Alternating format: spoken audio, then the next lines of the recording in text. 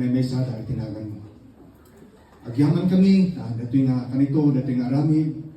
We thank you for all the things that you've done for them. Lord God, iti pa ng kakarakan mo kanyada, pang-aiwan mo kanyada. Anipod iti ubingda, nga na dato yung Lord God, nga nirugian nyo manan, nga next chapter iti biyagda. Kastrugian na dato yung pamilya, Lord God, sika iti napadayawan.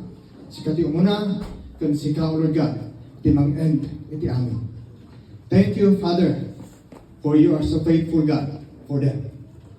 Bless them indeed, Lord God, and enlarge their territory. Let your hand of favor be upon them always. Hallelujah. Ang mumi, Lord God, no, dadaking ka.